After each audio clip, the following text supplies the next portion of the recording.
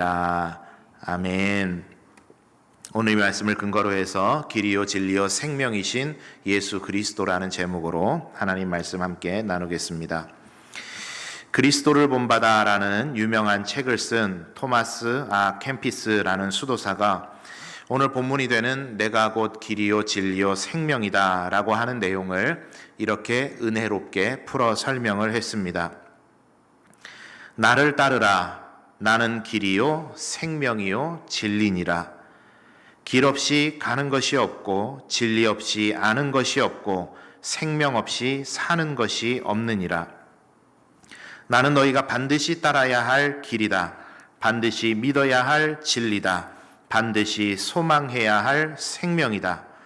나는 신성한 길이다. 나는 무오한 진리다. 나는 다함이 없는 생명이다. 나는 가장 빠른 길이요 주권적 진리요 참 생명 복된 생명 창조되지 아니한 생명이니라. 오늘은 길이요 진리요 생명이신 예수 그리스도에 대해서 각각의 단어가 우리에게 알려주는 바 은혜를 함께 나누고자 합니다.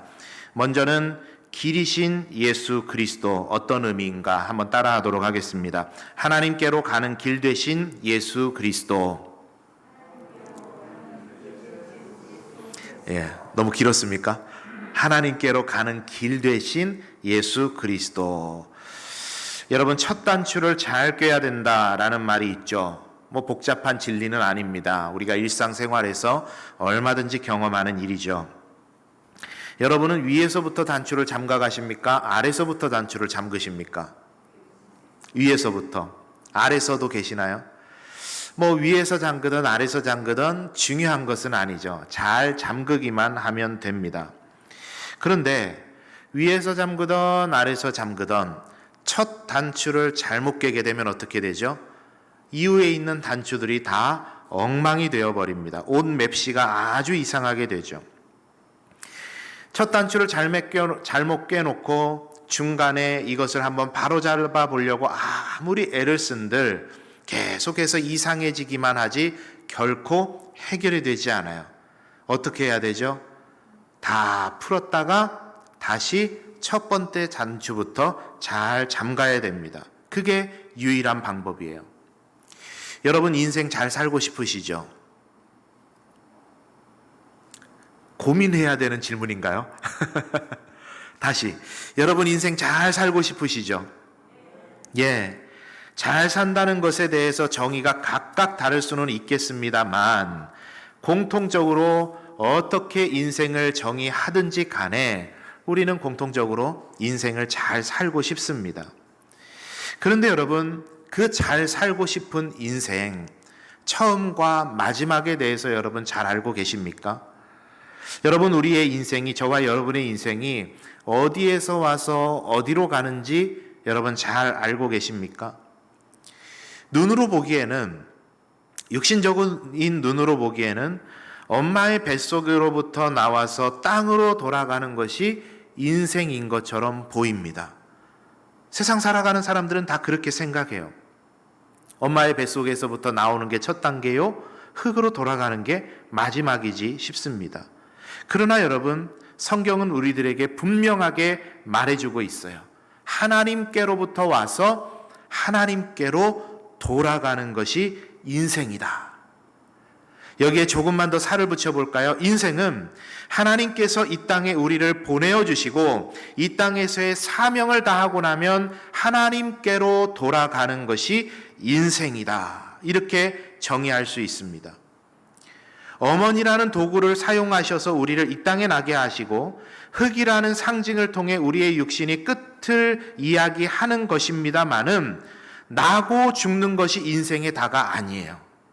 그 이면에 누가 계시다? 하나님이 계시다. 우리를 보내주시고 우리를 데려가시는 하나님이 계시다고 성경은 이야기합니다.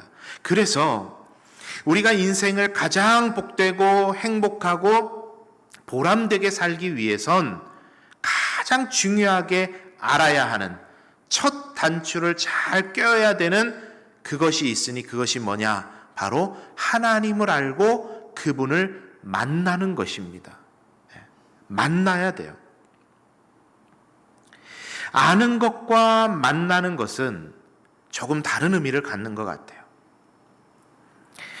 제가 대학에 다닐 때 학교 인근에 자주 출몰하시던 스님이 한 분 계셨습니다. 어디 절에 소속되어 있는 그런 스님은 아니셨고 돌아다니는 그런 스님이셨어요.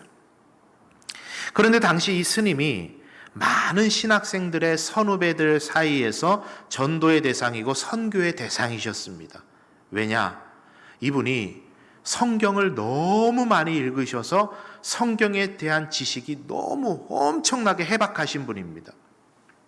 그래서 한 번씩 신학생들과 이제 논쟁이 벌어지는 거예요. 성경의 내용에 대해서.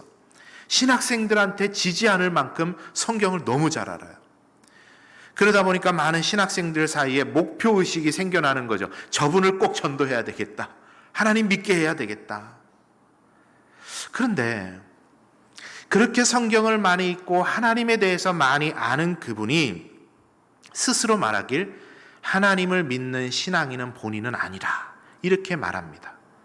하나님을 많이 아는 것과 그분을 만나는 일은 조금 다른 의미예요. 예전에 힐링 캠프라는 프로에 한 유명한 가수가 나와서 자신을 만든 조물주를 찾고 있노라며 그의 인생 여정, 신앙을 찾고 있는 여정에 대해서 방송을 했던 적이 있습니다. 그 내용을 가만히 듣고 있으니까 우리 믿는 이들이 들을 땐 당신이 찾고 있는 그 조물주가 당신을 만든 분이 하나님이시다 라고 말해줄 법하게 근사하게 대단하게 깨달아가고 있었어요. 자신이 가진 철학적인 생각들, 과학적인 탐구들, 그러한 것들을 통해서 조물주를 찾아갑니다. 그러나 그게 다였어요. 철학적인 사유를 통해서 하나님을 머릿속에 그려볼 수도 있겠고, 과학적인 탐구를 통해서 세상 만물을 들여다보면서 하나님을 알아갈 수는 있겠지만, 아는 것과 믿는 것은, 만나는 것은 다른 차원의 문제더라는 겁니다. 여러분, 하나님께서는 로마서 21장 20절에서 이렇게 말씀하셨습니다. 창세로부터 그의 보이지 아니하는 것들 곧 그의 영원하신 능력과 신성이 그가 만드신 만물에 분명히 보여져 알려졌나니 그러므로 그들이 핑계하지 못할지니라. 하나님께서 만드신 피조 세계에 하나님 자신을 투영해 놓으셨다라는 이야기입니다. 그래서 우리가 하나님의 피조 세계를 진심의 마음으로 그리고 바른 방법과 안목으로 그 하나님의 피조 세계를 탐구하기를 시작하면 그 안에서 피조 세계를 만드시고 운행해 가시는 그 하나님을 알 수 있다라는 이야기예요. 지금 수요예배 시간에 웨스트민스터 신앙고백 소유리 문답을 강해를 하고 있는데 이것을 뭐라고 말했죠? 이것을 일반 계시라 말했습니다. 일반 계시. 그러니까 하나님 자신을 알 수 있도록 자연 만물 가운데 하나님 당신을 투영해 놓으셨다라는 거예요. 그래서 아주 인체의 세밀한 것들을 현미경으로 들여다보면서 야, 이게 참 대단하다. 이게 어떻게 우연히 진화해가지고 이렇게 만들어질 수는 없는 것 같다. 너무 질서정연하다. 조물주가 있기는 있는 것 같다. 라고 할 수 있는 지식. 저 우주 만물을 내다보면서 야, 이 어마어마한 천체가, 은하계가, 태양계가 어떻게 이렇게 부딪히지도 않고 질서정연하게 그때에 따라서 이렇게 돌아갈 수가 있나. 와, 이건 모르긴 몰라도 하나님인지는 잘 모르겠지만 조물주가 있기는 있는 것 같다. 신앙이 없는 사람도 알 수 있는 진리들. 그것을 하나님께서 자연 만물에 투영해 놓으셨다라는 이야기입니다. 이것을 신학적으로 일반 계시라고 이야기를 합니다. 자, 그런데 이 일반 계시를 통해서 자연 만물에 투영해 놓으신 하나님의 모습을 통해서 하나님을 떠난 인간이 하나님을 만날 수는 없습니다. 왜냐? 하나님과 사람 사이에 건널 수 없는 간극이 있는데 여러분, 그 간극이 무엇일까요? 성경은 죄라고 이야기를 합니다. 이 죄의 문제를 해결하지 않고서는 죄인된 인간이 하나님을 만날 수 없다. 그리고 하나님께서는 이런 인간의 연약함을 긍휼히 여기시고 하나님을 만날 유일한 길을 허락해 주셨는데, 그 유일한 길이 누구시다? 바로 길 되신 예수 그리스도 우리 주님이시라는 것입니다. 그래서 사도행전 4장 12절은 말합니다. 다른 이로서는 구원을 받을 수 없나니 천하 사람 중에 구원받을 만한 다른 이름을 우리에게 주신 일이 없음이니라. 바꿔 말하면 무슨 말이죠? 오직 예수 그리스도만을 통해서 하나님을 우리가 만날 수 있다라고 성경은 이야기하는 거예요. 우리가 아무리 대단한 철학적 깊이를 가진 사유를 한다고 해도, 수많은 책을 독파하고 성경을 1년에 몇 번씩 통독하는 지식을 가지고 있어도, 인간이 쌓은 어마어마한 과학적인 도전들을 통해서도, 나를 버려 다른 이들을 돕는 선행을 통해서도, 내 몸을 쳐서 고통 가운데 나를 내던져 무엇인가를 얻어보고자 하는 고행을 통해서도 절대로 극복될 수 없는 간극, 죄의 간극을 오직 예수 그리스도 우리 주님을 통해서만 우리가 그분을 만날 수 있다라는 것입니다. 그분이 하나님을 만나는 길이 되신다라는 것이고, 그 주님이 이렇게 오늘 선언하시는 겁니다. 내가 그 길이다. 사랑하는 여러분, 다시 앞으로 가보겠습니다. 인생 잘 살고 싶으시죠? 우리 자녀들의 인생, 복된 인생 만들어주고 싶으시죠? 뭐가 복된 인생인지, 뭐가 잘 되는 인생인지 정의하는 것은 차치하고서라도 잘 되는 인생, 복된 인생을 만들고 싶으시다면 우리 하나님을 만나야만 합니다. 하나님께 답이 있고, 하나님께 해결책이 있고, 하나님께 우리 인생의 청사진이 있습니다. 그 하나님을 만나지 못하고 우리가 살게 되면 전도서를 통해서 솔로몬이 고백하는 것처럼 모든 것이 다 헛된 것이 되어버릴 것이고, 하나님을 만나고 그 하나님을 우리가 경험하게 되면 솔로몬이 전도서의 마지막 장에서 결론 내리고 있는 것처럼 사람의 본분이 무엇인지를 알게 되고, 헛될 뻔했던 우리 인생의 모든 것들이 새로운 의미를 발견하게 되고 하나님 안에서 의미를 찾게 된다라고 솔로몬은 이야기를 했던 것입니다. 그래서 우리 인생에 제대로 된 삶을 살아가고자 한다면 반드시 그 하나님을 만나야만 합니다. 우리 사랑하는 성도님들, 하나님을 만나셨습니까? 하나님을 경험하고 계십니까? 혹시라도 이 자리에 그 하나님을 아직 만나지 못했다, 아직 그 하나님을 경험하지 못하고 있다라고 생각되시는 분들이 계시다면, 우리 예수 그리스도 주님께서 여러분이 하나님 만날 수 있는 길 되심을 믿으시고 받으시고 우리 주님을 통해서 하나님 만나기를 간절히 소원하고 기도하시는 여러분 되시기를 바랍니다. 이미 하나님을 내가 믿고 있고 그 하나님을 만났다라고 생각하는 분들이 계시다면, 그 하나님과 이 한 주간의 삶도 복된 인생 걸음, 우리의 삶을 참된 의미를 발견하게 하시는 그 하나님과 동행하시면서 복된 인생 걸음을 걸어가시는 저와 여러분의 복된 삶이, 이 한 주간의 삶이 다 되시기를 바랍니다. 그 하나님을 만나는 유일한 길이 주님이십니다. 두 번째, 우리 주님 말씀하십니다. 내가 곧 진리다. 이 진리라는 말에는 이러한 의미가 숨겨져 있습니다. 함께 따라하겠습니다. 진리 안에 살게 하시는 예수 그리스도. 예, 진리 안에 살게 하시는 우리 주님이시다. 자, 우리 요한복음 14장 27절의 말씀을 한번 보도록 하겠습니다. 읽어보겠습니다. 시작. 평안을 너희에게 끼치노니 곧 나의 평안을 너희에게 주노다. 아니하니라. 너희는 마음에 근심하지 말고 두려워하지도 말라. 아멘. 오늘 우리 주님께서 길이요 진리요 생명이다 라고 말씀하실 때 그 본문이 등장하는 배경을 잠깐 설명을 드리겠습니다. 예수님께서 이 말씀을 하실 때에 앞뒤에 위치하고 있는 배경은 예수님께서 자신이 이제는 십자가 지고 죽을 것이다 라는 사실에 대해서 제자들에게 말씀해 주고 계시는 장면입니다.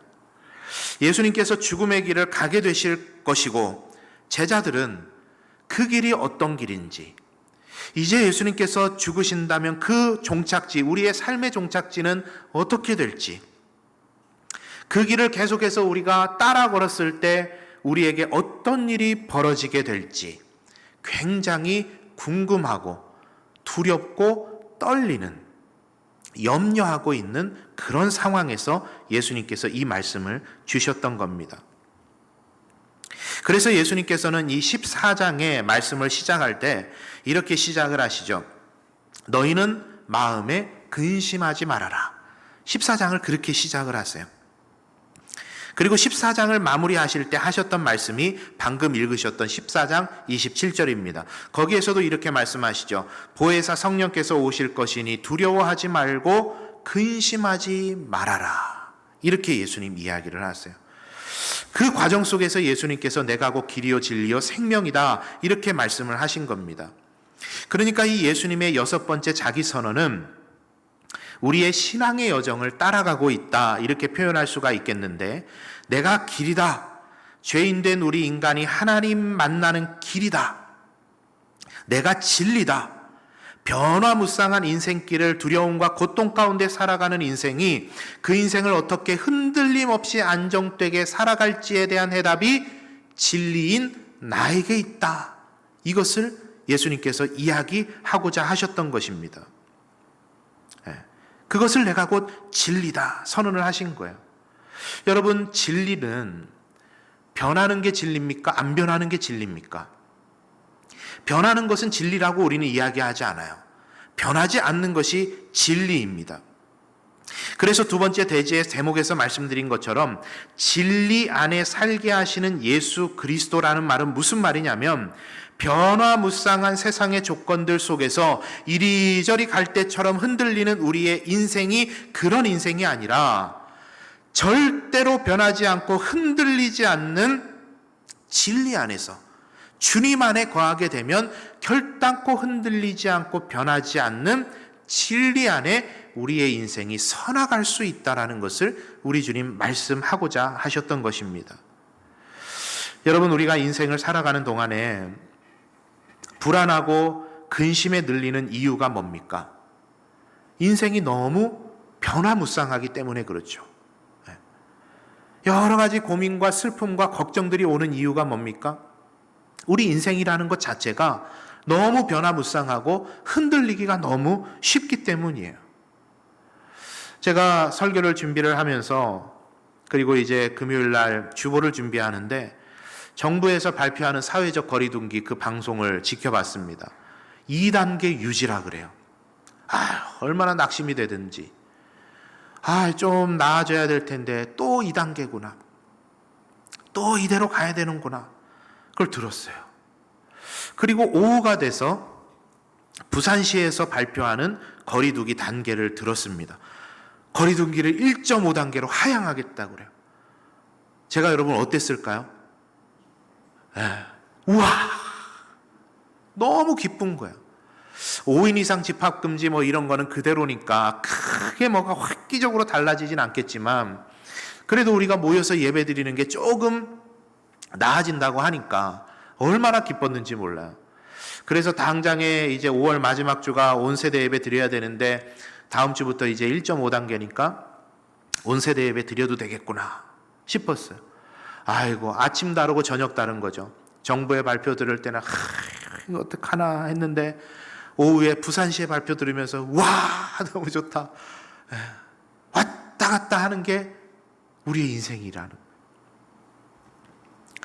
그래서 이제 예배를 준비를 하면서 광고를 준비를 하는데 교역자들을 불러서 제가 이런 이야기를 했습니다.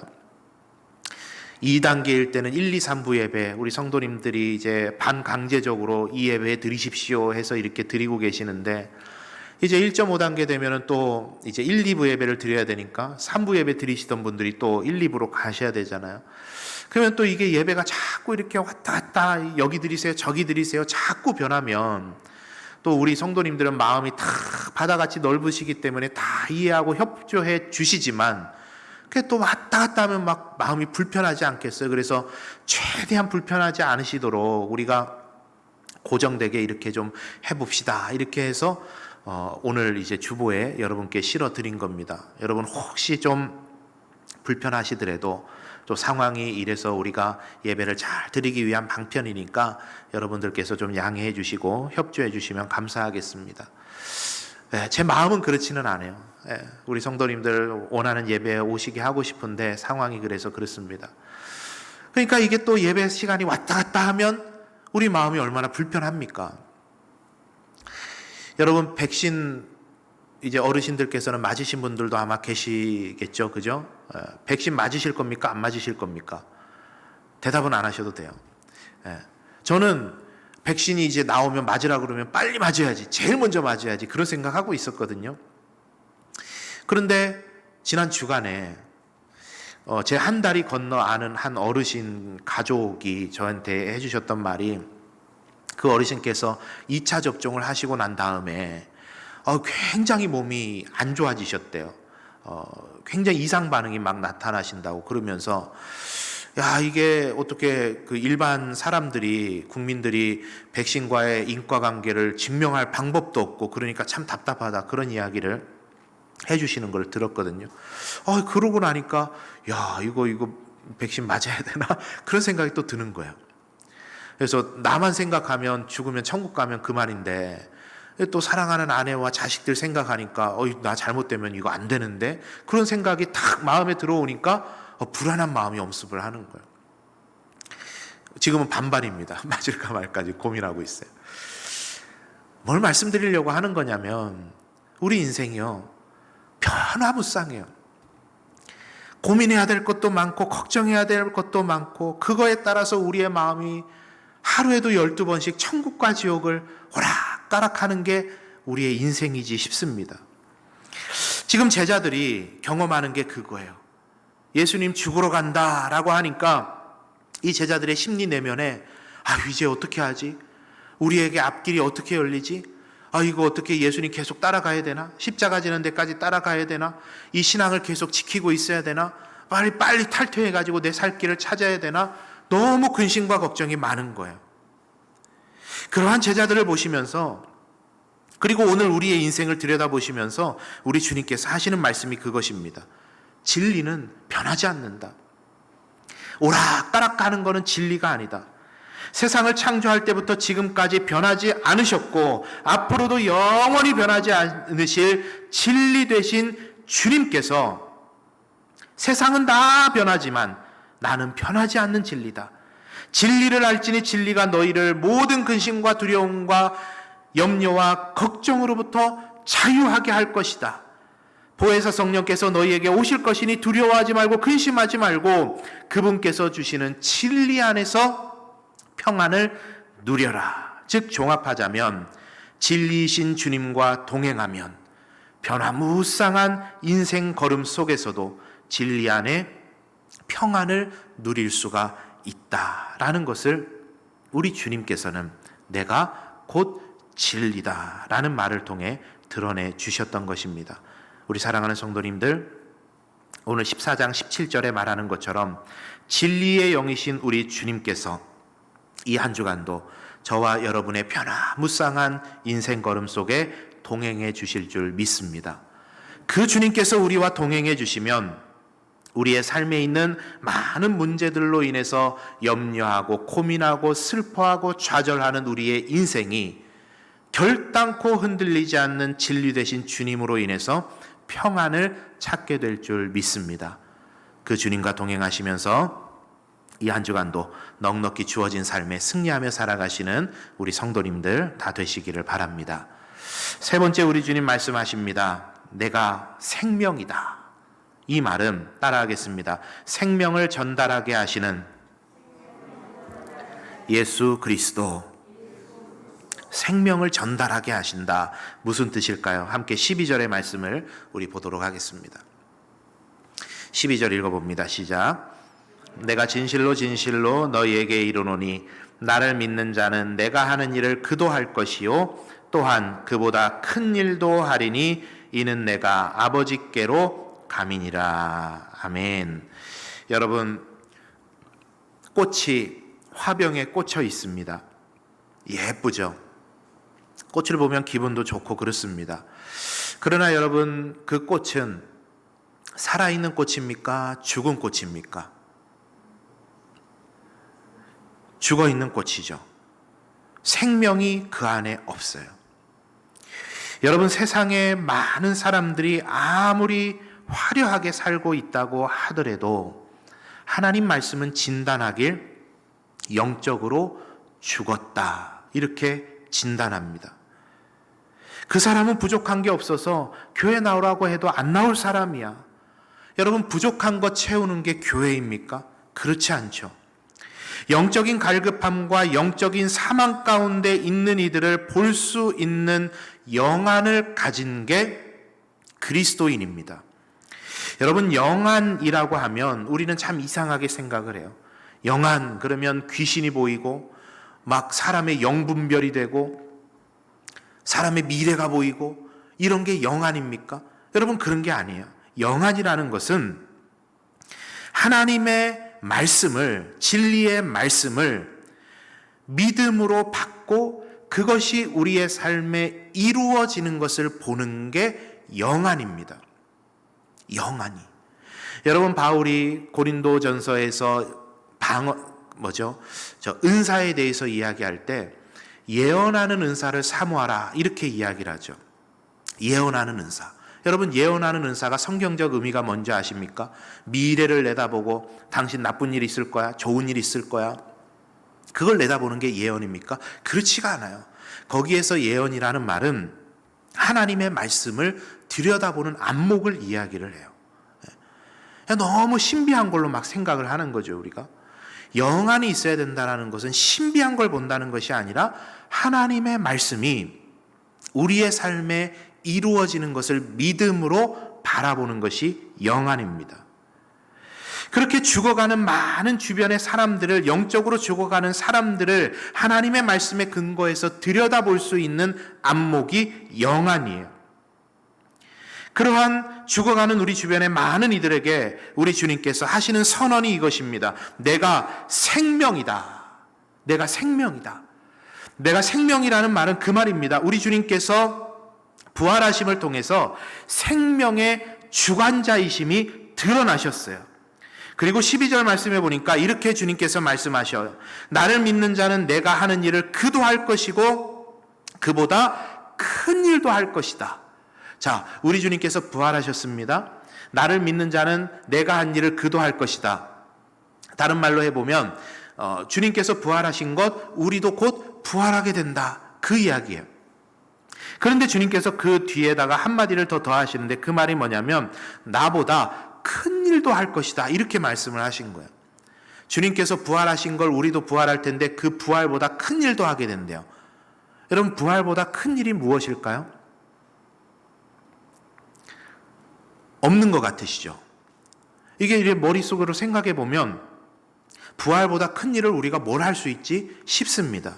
자, 그런데 이 설명을 들으시면 여러분 이해하실 거예요. 복음주의 신학자인 비슬리 머리라는 신학자가 이렇게 정의를 했습니다. 주님보다 큰 일을 한다, 이 말이 무슨 뜻일까? 그 예수님의 죽음과 부활을 제자들이, 저와 여러분이 세상에 증거하게 되었을 때 세상에 가져다 줄 인류에 대한 하나님 나라의 축복과 권세의 부여를 의미한다, 이렇게 설명을 했어요. 근데 이제 내용이 좀 어렵죠. 이런 의미입니다. 우리가 주님이 생명되심, 그리고 그 주님께서 부활하신 사실을 증거하게 되면 그 예수님의 부활은 유대 땅 아주 작은 골고다 언덕에 일어났던 한순간에 일어났던 일인데 그 일을 우리가 증거하기를 시작하면 그 주님의 부활의 능력이 골고다 언덕에서만이 아니라 저와 여러분의 삶의 현장까지, 이 나라까지, 그리고 우리가 그 복음 증거하는 전 세계 구석구석에 그 주님의 부활의 능력, 생명의 능력이 드러나게 된다라는 의미입니다. 그러니까 주님의 그 크신 능력은 골고다 언덕에서 일어났는데 그 일이 이제는 어떻게 된다는 거죠? 저와 여러분이 증거함을 통해서 세계 모든 민족에게 역사하는 큰 축복의 의미로 확장되게 된다라는 그런 의미를 가지고 있는 것입니다. 그 생명을 전하는 것이 우리의 사명이라는 이야기예요. 우리 사랑하는 여러분, 먼저 믿은 이의 단 하나의 사명은 그 생명을 전달하는 것입니다. 믿지 않는 우리 가족에게, 지인들에게, 지역사회에, 그리고 더 나아가서 전 세계에 우리의 삶을 통해서 전달하고 입술을 열어서 전달하는 것, 그것이 바로 우리 주님께서 저와 여러분에게 부탁하신 일이고 명령하신 일입니다. 복음을 전하는 일은 그저 도를 전하는 것이 아니라 생명을 전하는 일입니다. 그 일을 이루며 살아가시는 저와 여러분의 복된 삶이 되시기를 간절히 소원합니다. 이 말씀을 정리하겠습니다. 우리 주님은 길이요 진리요 생명이십니다. 하나님께로 가는 유일한 길이시고 변화무쌍한 우리 인생의 붙들 변치 않는 진리시고 우리를 살리시고 세상을 살리실 생명이신 주님이십니다. 여러분, 그 주님을 이 한 주간도 붙들고 살아가심을 통해서 그 주님으로 인해서 놀라운 은혜를 경험하시는 저와 여러분의 복된 삶의 자리들이 다 되시기를 바랍니다.